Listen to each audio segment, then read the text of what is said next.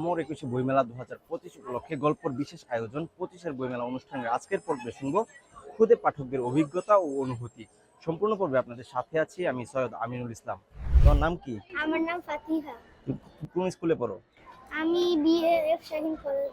কোন ক্লাসে পড়ো তুমি? আমি ক্লাস 3 তে পড়ি। বই কি কিনেছো? হ্যাঁ, নিয়েছি। কোন বই পড়তে ভালো লাগে? আমার গল্পের বই ভালো লাগে। ভালো লাগে। কার সাথে এসেছো?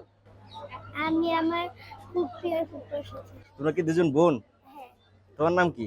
আমার নাম ফাতিহা। ফাবিহা। কোন ক্লাসে পড়ো? ক্লাস 1। কোন স্কুলে পড়ো? BAF Shaheen college. কি বই কিনেছো?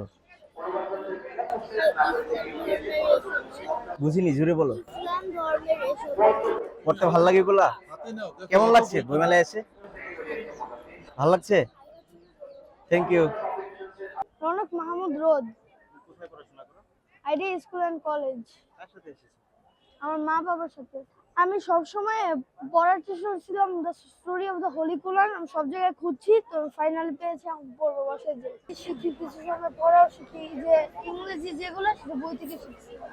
এটা থেকে আমি যেটা সবচেয়ে খুঁজছিলাম কালারিং বুকস, সেগুলো আমি পেয়ে কালার শিখবো। পাইনি এবং পাইনি। আমি কিনেছিলাম The Story of the Holy Quran, আর হলো বাবার একটা ব্যাগ আছে, সেটার নাম মনে নেই।